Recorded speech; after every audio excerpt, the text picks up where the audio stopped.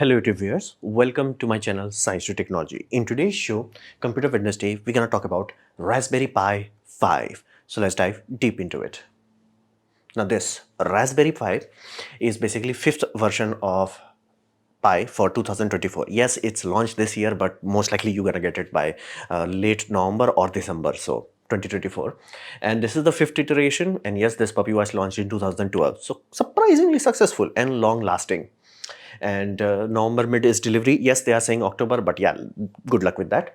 Now, what about the price? In India, if you are lucky, you should get it for 8,349 rupees. And if you are in USA, you're supposed to get the 8 GB variant for $80. Now, it also has 4 GB variant that should be available for $60. And there are two extra variant that they have planned, that is 1 GB and 2 GB. But I do not think that's for customer. First, they are not launching it at launch event, and it makes sense only if you know exactly what you're doing. Like if you're building your own kernel, compiling your own kernel, and like this is the application, this is exactly what I'm gonna do, only then 1 GB or 2 GB is enough. But for like day-to-day use, those are too limiting. So I think that's what they're aiming for, like for industrial use, sensor remote sensing operations. You may be like, hey, what's the point of wasting RAM? And you may be like, hey, it will save you money if you're gonna bulk order it. And it has South Bridge architecture. Now this architecture is ancient, like back in the days, like my first computer that I bought like around, holy damn, I'm old, around 15 years ago, is basically used to have, it was Core 2 Duo. So it, in those time, computer had like two bridges, North Bridge and South Bridge. So you had main CPU talked with North Bridge was talking with your PCI Express and RAM and all that jazz. Now at this point in time, this has become inside the CPU, you do not worry about it. Now back in that day, there used to be a South Bridge also. Now South Bridge was your main motherboard, and it used to talk with PCI Express, USB, camera interface in this scenario. Now like, why go through two systems? Can you make a SoC that does not require this? Absolutely, that's how your mobile phone works. Now problem is that you cannot do that cheaply. Can Intel do this? Absolutely. Can AMD do this? Absolutely. RISC-V do this? Absolutely. Can you do it for cheaply? Hell no. So what does this do? Well, inherently think in this way, there is very high bandwidth communication between SoC and South Bridge. Now what South Bridge is doing is just one specific thing. It's taking care of the protocol. It's like how you're supposed to do, talk to, let's say, SATA interface, how you're supposed to talk to a PCI Express. There is a protocol there.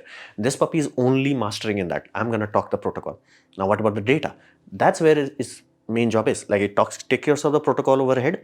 It processes pre-crunches the data and then sends it to the SoC. Now, SoC is getting a very filtered data. At that point in time, it's like, done. So this actually allows you to increase throughput of the SoC. So that's why even if you have a second coprocessor, it improves your yield. So, and be mindful, you can even see that in modern systems also. That's why there is a chipset in motherboards. It removes all the hassle. However, the ideal is like you remove as much as you possible, put as much possible into the basically CPU itself, the SoC itself. But given the constraint that Raspberry Pi was facing, given the constraint of money, given the constraint of size, given the constraint of thermals, all those, and power, all those things considered, this is a good approach of yielding more power with the same SoC. So, and be mindful, we use that, like we actually used to do that. So they are using this, and this allows more oomph, useful oomph, not just like on paper it has everything, but when you try to utilize it, it's like, yeah, I can't actually do that. So that's what the new thing about is. And this is their in-house development board, as in like RP1. It's in-house, and they have been developing this puppy for so long. That's why the variant number is 1. It's the first, basically, first silicon they have been developing. It's 40 nanometer. So what about the specification? Now specification is Broadcom BCM2712. God help these people in terms of naming. Now this puppy is quad core. Now you have to be mindful. Most companies do not actually make their architecture. Architecture is made by ARMS Holding. So ARM Holding is providing them with Cortex A76 design, and it's ARM 5th iteration. So it's very refined, very polished. 64-bit, that's really good. 2.4 gigahertz, so really power efficient frequency. On top of that, that is like good, but it really shines because it has LPDDR4X. Now LP is low power, DDR4 is DDR4, but X means it's actually kind of overclocked, so it can actually cross that 3200 megahertz. It can go up to 4267 megahertz. Generally it will be running at 4200 megahertz, so it's much faster, and that actually allows this SoC to be like, I got this. What about GPU? It has Video Core 7. It supports OpenGL. It supports Vulkan. Now be mindful. Does it have GPU? Yes. Does it actually have the same horsepower as, like, let's say, onboard graphics of a modern, AMD or modern Intel? No. What were your mobile phone? No. Like it does not even support AV1, which is a bit odd given the fact that YouTube is slowly shifting to AV1. You should support it. It does support H.265, but like, that's the whole point. So can you do like very high media consumption with this? You have to refine a lot. Like YouTube will be like, nah. Can you run like a 4K Dolby Vision video stream through it? Well, not impossible, but good luck with that. Like, so do be mindful, be realistic about how much crunching power it has. What about Wi-Fi and Bluetooth? It's exactly Control-C, Control-V from last one. So 802.11 AC, dual band. So it actually has some horsepower, and given the fact that it has better architecture, it can actually flex its wing much more efficiently. Bluetooth 5.0, so everything is good. And real-time clock. Finally, it took them freaking 5 tries, but finally they have real-time clock. Now, is that an important thing? Absolutely. For remote application where you do not have the luxury of just contacting a server, that function alone, like, again, be mindful, it could have been done with Pi 1, Pi 2, Pi 3. People always used to make hats for it, but it was unnecessary hassle. Like, you do not need to put anything except this one thing, that real-time clock. So finally they have figured it out, and they have managed to sneak that puppy in. It's really good. Like, that is like, for many remote application people, they are like, shut up, take money. Oh, and this time they are not using through-hole components. They are using more of like flow joint system. And you can see, like, even though there are holes, it's not protruding as much as a past variant. Benefit, not too much to you and me, but it should allow them to increase yield, meaning how quickly they can manufacture it, and it should have better quality control. So good for, indirectly good for us. And again, it should allow them to save money to keep cost reasonable. So what about the interface? This is there, they went actually like truly balls to the wall. So it has two USB 3.0 ports. Now that does not sound that amazing given the fact that surprisingly last variants also had that. It's just that it actually has enough horsepower behind that it can actually yield 5 Gbps on both ports. Now you have to understand this. This is a limitation of even computer motherboards. They only generally have like 2 or 4 PCI lanes where they are using it for USB communication. Now, why don't we notice it? Basically, what else you gonna connect it? You maybe have a webcam, but again, it's not consuming that much. You maybe have one SSD that's actually using that 5 Gbps throughput. That's it. How many of you have enough interfaces where it's like, oh, this is the one, this is two, this is that's why. And in those time, you will notice, hey, it does not actually have the throughput. So this is the difference between this versus the old variants, where all the USB 3.0 ports can actually flex itself, meaning if you connect both of them with SATA SSD, it can actually saturate them rather than be like, hey, I had like 200 Mbps when I connected with one, which is bigger than 2.0 but not full 3.0, and then you connect another one, it drops to 100. Yeah, that won't happen. So it's really high throughput. So it's not just, oh, it has still 2 ports. It has 2 ports. USB-C has been upgraded with 5 amp power delivery. So basically now they are using this Dialog chip. Now, does that matter? Absolutely. Now, Dialog is a company specifying, like they make ICs for power management and all that jazz. Even NFC, they make a lot of NFC. So this takes care of the USB-C handshake. So USB-C power delivery is a standard that requires handshake, very complex handshake. So this puppy takes care of the handshake part. And this is an advanced chip, meaning not only it can do the handshake, it actually has a very good observation statistics, meaning it can observe how much voltage, how much amps is being consumed. So not only you can do handshake with USB-C power delivery devices, you can actually study how much power the Raspberry Pi itself is consuming reliably. So instead of sloppy power gas, it's like, no, this is exactly how much milliwatts you are consuming. So it's good. Like for people who are really serious about power management, this is like shut up, take money. And why the heck it goes up to 5 amps this time around? 5 amps at 5 volts, that's 25 watt. Why does it go that far? Well, they realized very early on is that if they actually give two USB-C ports two USB 3.0 ports that actually work at 3.0, people are gonna connect things. And the SoC itself is also power hungry, and they have a second south bridge. So they needed a much more power budget. What happens if you connect something lower power? Well, because this is a smart chip, it will be like, it will shut down power onto auxiliary power rails. It will make sure the SoC and everything else will work fine, but auxiliary power will be cut. So it does have a really good power management in this time around, and it has a real-time clock for, again, you just connect a battery plug and you good. It has UART. Now, is that important? Not for common people, but for industrial applications, it's like shut up, take money, because if you are going down deep into SoC to really efficiently execute a command, you may find the SoC is not behaving correctly. How do you diagnose it? Well, you have to go to SoC, you have to talk to SoC, man to man. In those sort of scenario, UART is your guy. Well, problem is generally that port is not accessible. It's not designed to be accessible. But here this time, again, this is development type of board, UART is there. You collect it, boom, directly inside the SoC. So that's really useful. It has 2 multiplied by 4 MIPI lanes, meaning this puppies. Now, is that important? Absolutely. Back in the day, you could either have camera or you could have display, or one camera, one display. Okay. This time you have 2 ports, use however you want to use it. For example, if you want to connect 2 camera for stereo imaging, go ahead, enjoy. If you want to connect 2 displays, let's say you want to make a, you see the display that is used in like McDonald's and Domino's and all that jazz, go ahead, don't worry about it. So really good, like a lot of communication. Then it has micro SD card. Now, what's the interesting part here? Back in the old days, it can only give you 40 Mbps. This time, it can exceed 80 Mbps. Now, be mindful because it's a UHS 1 limitation. Again, it's not the fault of micro SD card. It's just that UHS 2 only became successful in full-size card, not in micro SD card. So, UHS 1 limitation is still there. However, 80 Mbps is double what you're gonna get in all system. Some people have actually exceeded this, but be mindful. The reason why I'm still saying 80 Mbps is like I work with micro SD card. They do not sustain more than this long-term wise. Heck, you have to buy basically micro SD card that can sustain this. You have to buy a micro SD card that is built for dash cams. Those are designed to sustain this for long term. Like if it's 128 gigabyte, you can fill that puppy up completely and still sustain that speed. Pro tip for you. Now, this company is coming out after a lot of new innovations have happened. So they took advantage of it. They realized people want NVMe because again, it's cheap, it's available. But problem is it requires lot of wiring, lot of PCI. But here's the problem.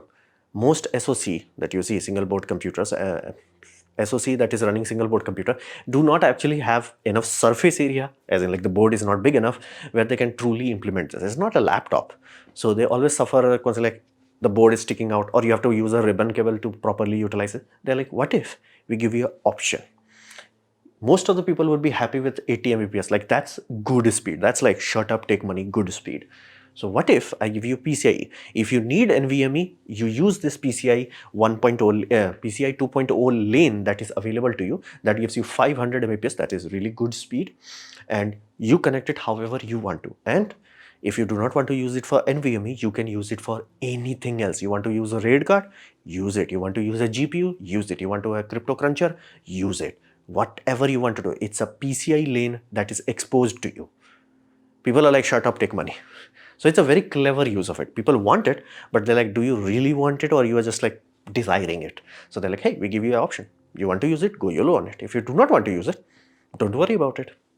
And they have improved the micro SD, so it will directly translate to much more responsive use of your system. 4-pin pulse width modulation fan header, again, minor thing, but does make it easy to use. Power button. Finally, they have power button and power LEDs and all that jazz. So this time is far more refined variation. SoC is, of course, upgraded, powerful, but use experience would be exponentially higher, not because of the performance, but because of the interface improvements. So what about the performance? Well, this puppy is fast, meaning if you take Raspberry Pi 4, this puppy bare minimum is 2x and realistically 2.4x more powerful, but does come with the consequences. It does require active cooling, meaning either you have a giant heatsink or you have a small heatsink with actual fan running on it, only then you're gonna not throttle basically. Now, can you bypass that? Well, yes, many people will do that. I'm pretty sure if you're running an administrative system where you know what exactly you want to do, you may downclock this puppy to such a point where it's not consuming enough energy. And again, people do that. It's a normal thing to downclock a system, especially if you know the use case is locked. You may want to do that. So it can be bypassed, but for day-to-day desktop kind of use, you need active cooling. Now CPU is 2.4x faster. However, the interesting part is the memory is 4x faster. The memory part is the interesting part. That's why the SoC can truly be like, I got this. It can actually give the throughput needed. Now it also has cryptographic extension. Remember that it's ARM 5th variant. So cryptographic extension is not for cryptocurrency, not for crypto mining, although you can trickle it for some way, but good luck with that. The primary reason for that is actually doing the crunching for encryptions.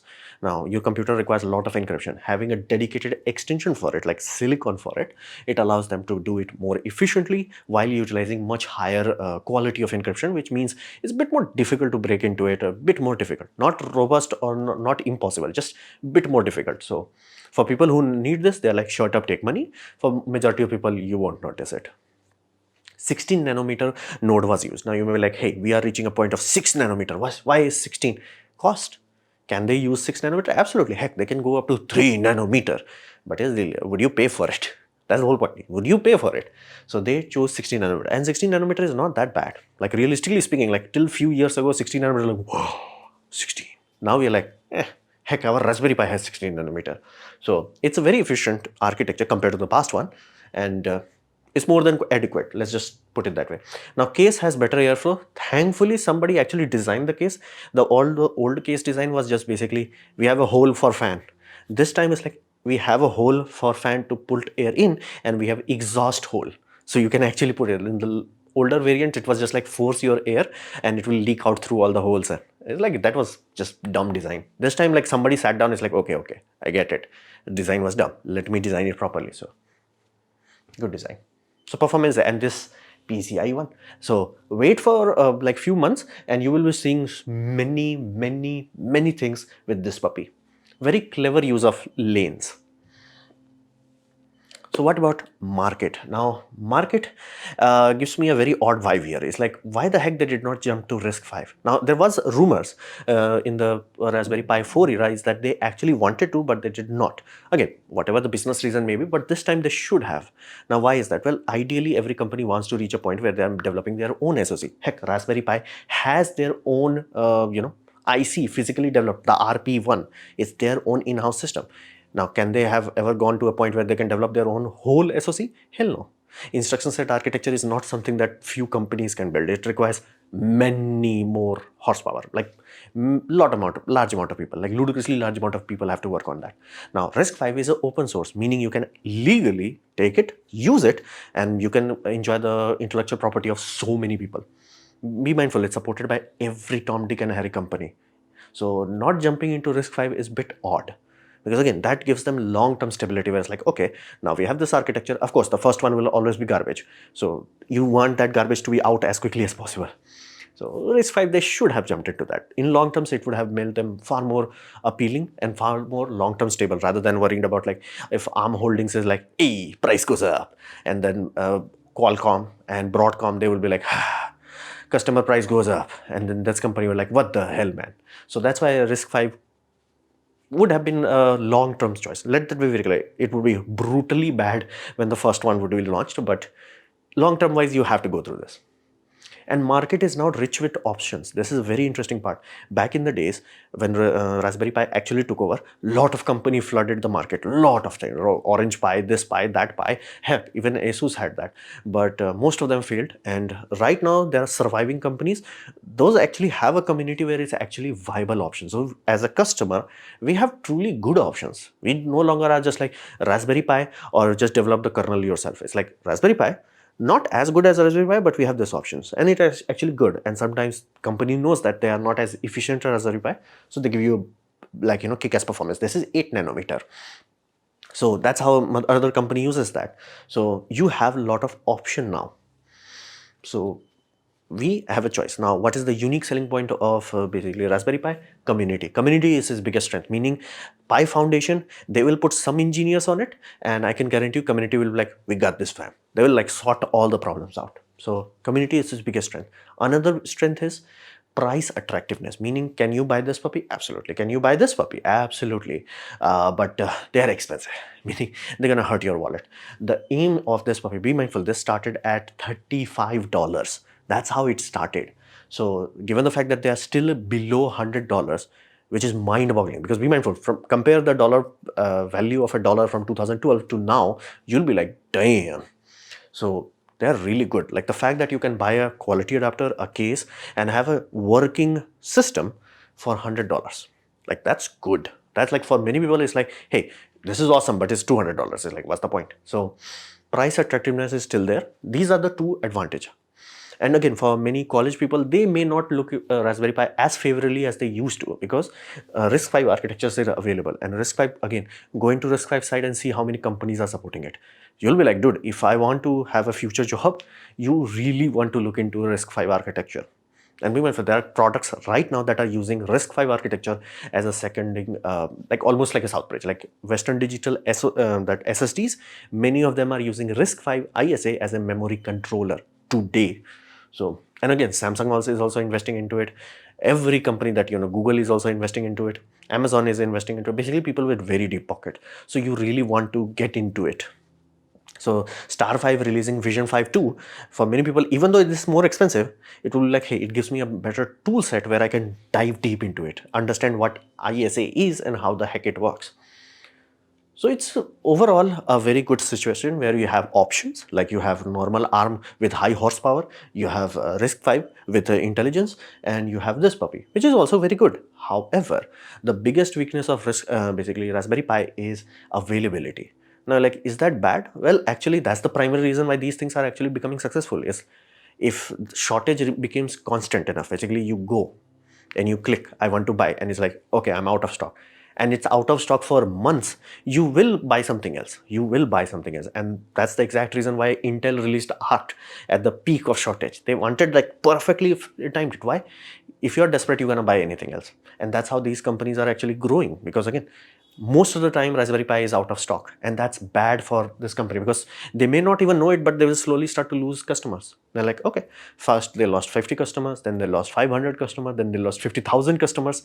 And be mindful, the industrial customer, they're good for money, they're not good for community. They're not actually gonna, like, polish that puppy, expand that puppy. That's not their department. They're like, good tool, we're gonna use that tool, the end. But customers, if you keep losing colleges, you keep losing those sort of system, it does have a consequence of destroying them. And if price gouging started to happen on this, yeah, that's super bad. So for that reason, this is the things that I'm like, they should really jump into RISC-V like as quickly as possible, because it will be bad the first operation, but they have to. So that also gives them a bit more control over the price structure. Yes, they still would require to go to some other fabricators. Heck, even Intel is making their own fabricator. So you can go to them and make it for your SoC. You can go to Samsung, make the SoC. But again, at least one level of control they will have. So availability must be sorted. If they are not highly available, it could backfire, like badly. So this was my presentation on RISC-V. Hopefully you have liked it, learned from it. In that case, please click the like button, share it amongst your friends. That will help me a lot. If you didn't like it, didn't enjoy it, I urge you to press dislike, press it twice to show me extra disappointment. Please leave a comment because I do try to reply to all of them. Subscribe, press the bell icon if you're free. And as always, thanks for watching.